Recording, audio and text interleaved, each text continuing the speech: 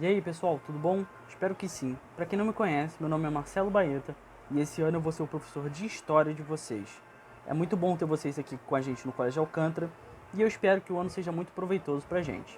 Para quem já me conhece, bem-vindo de volta. Dando início aí à nossa primeira videoaula, a gente vai fazer um resumo dos conteúdos do ano passado para garantir que nada ficou sem ser entendido, que a gente possa entrar nesse ano com tudo e mandar a ver. Então, vamos lá! Então, nessa aula a gente vai revisar os conteúdos que a gente viu ano passado, a gente vai repassar eles de maneira bem rápida, bem resumida, para relembrar. O que tiver de dúvida, a gente tira durante as nossas aulas. O importante é que esse conteúdo que a gente estudou no ano passado fique bem fixo na memória de vocês.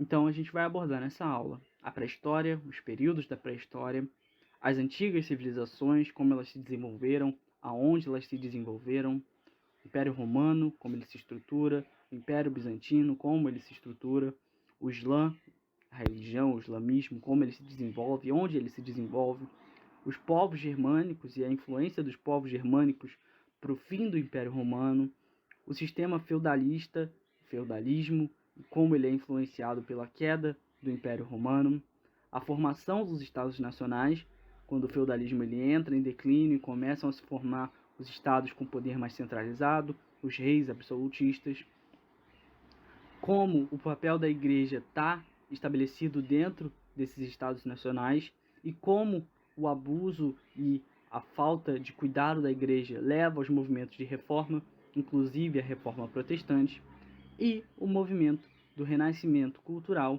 que acontece pela Europa. Começando pela pré-história, a gente tem basicamente três períodos que têm suas próprias características.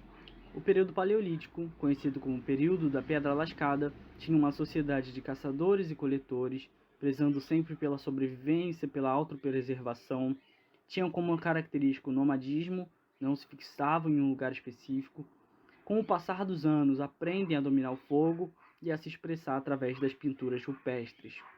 Já no Neolítico, chamado de período da Pedra Lascada, com a descoberta da agricultura e do ciclo de colheitas, também a domesticação de animais, eles abandonam o nomadismo, passam a se fixar em um lugar específico, agora que eles têm esses conhecimentos para se manter e para sobreviver de maneira mais segura e menos arriscada.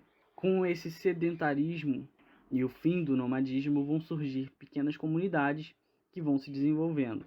Vão fabricar melhores armas e ferramentas melhores, vão trabalhar a cerâmica para armazenamento, vai surgir a divisão do trabalho dentro desses vilarejos e dessas aldeias, e essas aldeias e vilas vão ficando cada vez maiores e também vão se desenvolver formas de comunicação. Na Idade dos Metais, vão começar a utilizar metais, especialmente cobre e bronze, posteriormente uma mistura dos dois, para a confecção de armas e ferramentas ainda mais efetivas. Isso vai levar a conflito entre povos que têm armas melhores do que outros, e também, durante esse período, surge a escrita rudimentar. Sobre as civilizações antigas, elas se desenvolvem na África e Ásia, uma região conhecida como Crescente Fértil. A gente tem ali o Egito, que tinha como característica a base agrícola, que se forma ali próximo às margens do rio Nilo, que tinha um sistema monárquico teocrático dominado pelo faraó, que era considerado filho dos deuses e por isso teria esse direito divino. A gente viu como funcionava a estrutura social com o faraó no topo dessa pirâmide social. Além disso, é claro, mais famoso quando se fala em Egito, as pirâmides, que eram símbolos do poder dos faraós dentro dessa sociedade egípcia. A Mesopotâmia, que literalmente significa terra entre rios, estava localizada entre os rios Tigres e Eufrates, foi ali base de várias civilizações que ao longo dos anos foram se enfrentando, se guerreando e, é claro, absorvendo questões culturais e sociais de outros grupos para moldar o que foi a Mesopotâmia. A gente tem ali reis importantes como Nabucodonosor, o Hammurabi, que criou o Código de Leis. Também tinha uma sociedade com base agrícola e também tinha essa característica do governo monárquico teocrático. A gente tinha também os hebreus, que se desenvolvem às margens do rio Jordão, no seu primeiro momento, tinham como característica de governo os patriarcas, e durante esse período dos patriarcas, eles deixam a cidade de Ur em migração devido a um período de secas e de escassez de alimento, acabam no Egito, onde eles são escravizados, depois eles são libertos, chegam à Palestina, que seria a sua terra prometida. Lá eles guerreiam com outros povos até estabelecer o seu governo monárquico, que teve a sua característica mais profunda durante o governo do rei Salomão, acabou dividindo o povo hebreu em dois, o que facilitou a captura desse povo por outros reinos, em especial a Babilônia, na figura do Nabucodonosor. A gente viu que graças ao rei Ciro da Pérsia, os hebreus são libertos, mas a partir já desse momento não conseguem mais se estabelecer na Palestina. A gente tem a Índia também, que surge através desse sistema de dominação de povos sobre povos, que absorvem aspectos culturais umas das outras. A religião toda também é baseada nesse costume, o sistema de castas indiano, que define uma ordem social estratificada e sem mobilidade social, ou seja, as pessoas não podem se locomover de uma classe para outra. Religiões como o budismo, que surgem, se desenvolvem e se espalham para outros locais. A gente teve a China também, que se desenvolve próximo ao Rio Amarelo, Rio Huanghe, que é caracterizada pelas dinastias que dominaram o território da China durante muito tempo. Nessas dinastias, a construção da muralha da China para se defender de invasores. A China, em determinada dinastia, se isola do restante do mundo, ela se fecha. Depois ela é conquistada quando a muralha da China é rompida. E aí só depois ela consegue se restaurar. Outra dessas civilizações, que é Roma, nasce de uma fusão de um grupo de aldeias nas regiões latinas e sabinas. Quando eles são invadidos pelos etruscos, eles são forçados a um governo monárquico, e a ordem social dividia eles em patrícios, plebeus, clientes, que serviam os patrícios, e os escravos. O governo do rei era aconselhado ocasionalmente pelo Senado, que era formado por um grupo de patrícios, mas com o tempo o poder do rei e da monarquia acaba aborrecendo os senadores, desgastando a monarquia, e a partir desse momento se forma a República Romana. A República fortalece o Senado, Roma passa por um processo de expansão territorial, o que também vai trazer uma série de problemas administrativos que vão levar ao desgaste da República.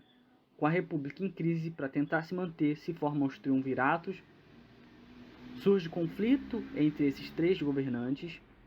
Durante o segundo triunvirato, o Caio Otávio vence a disputa política e acaba fundando o Império Romano e se declara imperador. Durante o Império Romano, continuou-se o expansionismo territorial, os conflitos por conta disso também aumentaram, especialmente com os povos bárbaros. A religião romana, no primeiro momento, ela é politeísta, depois ela se torna moniteísta com o cristianismo. O império, em certo momento, vai se dividir em duas partes, o Império do Ocidente e o Império do Oriente. E após anos de dificuldade, invasões, a dificuldade administrativa, o Império Romano do Ocidente vai colapsar. Só que o do Oriente vai sobreviver por mais algum tempo. É aí que a gente começa a estudar o Império Bizantino.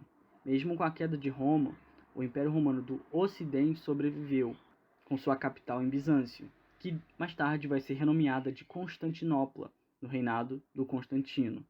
Constantinopla conviveu constantemente com outros povos e culturas e até mesmo absorveu alguns desses costumes. Quando o Império Romano do Ocidente chega ao fim, o Império Romano do Oriente tenta absorver o território que foi deixado ali pelo Império Romano, mas não teve êxito pleno. Ele conseguiu adicionar mais alguns territórios, mas não conseguiu recuperar a totalidade territorial que o Império Romano do Ocidente perdeu quando ele entrou em declínio. Constantinopla vai sofrer ataques de persas, árabes, e durante um episódio vai haver a divisão na estrutura da igreja, protagonizada pelo Papa e pelo Patriarca, que vai dar início ao cisma do Oriente, quando a igreja ela se fragmenta e se divide. Então a gente tinha a Igreja Católica Apostólica Romana em Roma, comandada pelo Papa, e a gente tinha a Igreja Ortodoxa em Constantinopla, comandada pelo Patriarca. A ruptura com a igreja vai significar uma quebra ainda maior da estrutura do que já era um Império Bizantino abalado. Com a invasão dos turcos otomanos, o Império Bizantino, que já não estava nas suas melhores, vai chegar a um fim. Falando sobre o Islã, a gente tinha ali a Península Arábica, com clima quente, desértico, poucos oásis em sua totalidade, e isso consequentemente levava à escassez de água e vegetação. A atividade predominante era o comércio, que era promovido principalmente pelos beduínos, os grupos nômades que vagavam pelo deserto. As grandes cidades se estabeleciam próximos aos oásis ou às faixas litorâneas, próximos do mar. A política era descentralizada, existiam várias cidades-estados, cada um com seus próprios conjuntos de regras e leis, em especial Meca, que era considerada uma cidade sagrada. O Maomé, uma figura que vai ser importante, ele foi criado nessa realidade e logo, na sua juventude, ele entra em contato com as caravanas que cruzavam o deserto. E nessas andanças com essas caravanas ele vai ter contato com outras religiões, o cristianismo, o judaísmo e até mesmo o paganismo que circulava na região. O Maomé, depois de alguns anos de sua vida, vai alegar ter recebido instruções divinas, vai iniciar uma nova religião com um único Deus, Alá, e o Maomé seria o seu profeta. O Maomé vai difundir o islamismo, mas num primeiro momento ele vai sofrer oposição e vai ser perseguido.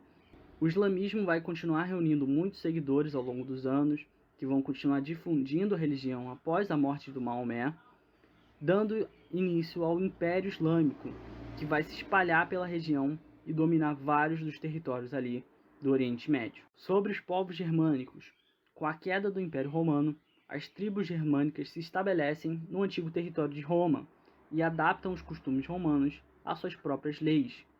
Tem contato com a Igreja Católica e muitos desses povos são convertidos ao cristianismo. A principal prática desses povos era a agricultura e o pastoreio, mas também eram muito proeminentes, eram muito bons na arte da guerra. Eles lutaram por anos e anos contra o Império Romano, que era uma das maiores forças militares que existe na nossa história.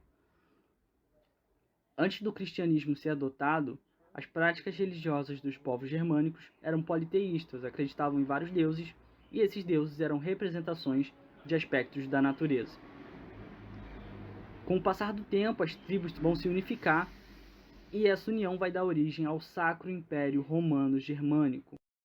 Falando sobre o feudalismo, com o declínio do Império Romano e o medo das invasões bárbaras, quando ainda não havia tido essa unificação, a população vai deixar as cidades e partir em direção ao campo. No campo, eles vão se submeter a um sistema de dependência em relação ao dono das terras, e por conta das invasões que aconteciam antes da unificação, as propriedades tinham que se tornar cada vez mais autossuficientes. Elas tinham que funcionar independente de outras localidades, de outros feudos. Com a consolidação do Sacro Império Romano Germânico, as invasões cessaram, mas a estrutura de dependência do servo com o dono da terra se manteve e se fortaleceu. Baseado em costumes romanos e germânicos, as relações dos servos e dos senhores foi aprofundada. Então, aquela relação do senhor de proteger o seu servo e do servo de produzir dentro daquela terra para o seu senhor. Com os feudos independentes, se fortaleceu a descentralização do poder, já que cada feudo começou a ter cada vez mais autonomia para se governar. A igreja tinha importância fundamental dentro da sociedade feudal, inclusive para justificar o método de servidão que ocorria dentro dos feudos, e, com o advento das cruzadas, houve a possibilidade do renascimento comercial na Europa, com a venda de especiarias, e, consequentemente, surge um novo grupo que não pertencia àquela estrutura feudal, que era a burguesia. Com o passar do tempo, a burguesia, buscando mais autonomia, vai se aliar aos reis, que não tinham tanto poder assim, já que o poder estava descentralizado. Eles vão se unir aos reis para acabar com o sistema feudal e centralizar o poder na mão dos reis. Isso faz com que o sistema feudal entre em declínio. Vão surgir os estados nacionais, governados por reis absolutistas que concentram todo o poder em suas mãos, estados nacionais esses apoiados pela igreja e financiados pela burguesia.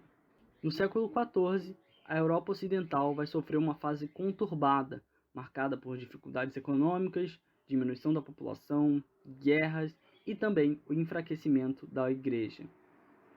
Logo de cara, a maior devastação que atingiu a Europa foi a peste negra, uma doença transmitida por ratos que se espalhou e matou cerca de 20 milhões de pessoas, que era mais ou menos 1/3 da população do continente europeu.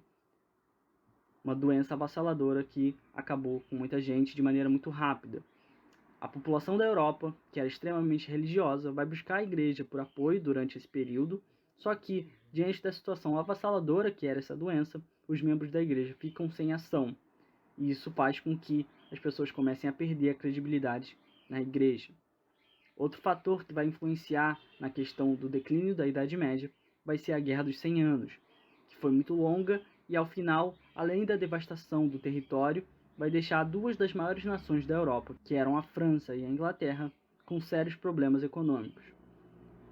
Uma ruptura dentro da igreja, conhecida como Cisma do Ocidente, vai dividir o poder e a autoridade da igreja. Então, devido a uma disputa de poder ali dentro da igreja, em determinado momento na Europa vão existir dois papas, um com sede em Roma e o outro com sede em Avignon, na França. Vão surgir nomes como John Wycliffe, que eram críticos da igreja e suas práticas, e por conta disso ele vai ser perseguido e morto, acusado de heresia pela Santa Inquisição. Todos esses fatores vão contribuir para o enfraquecimento do poder e a perda de prestígio por parte da igreja.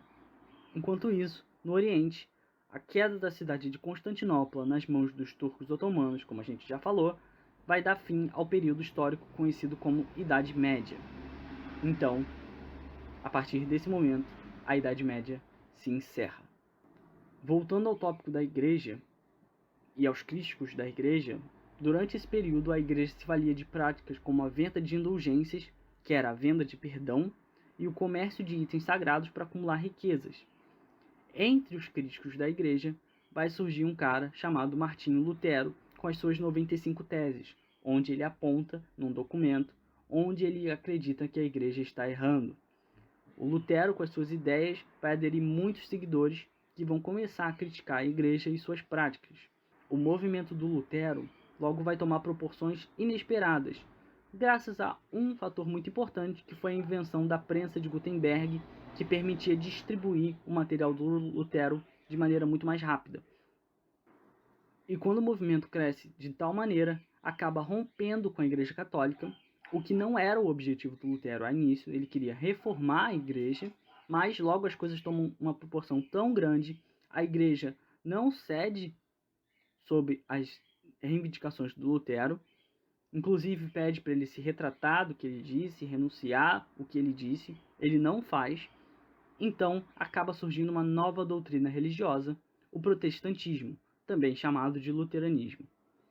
Vai surgir pela Europa outros movimentos de crítica à igreja, graças à reforma do Lutero, e vão surgir novas doutrinas religiosas, como o anglicanismo, do Henrique VIII, lá da Inglaterra, e o calvinismo, que surge por causa do João Calvino.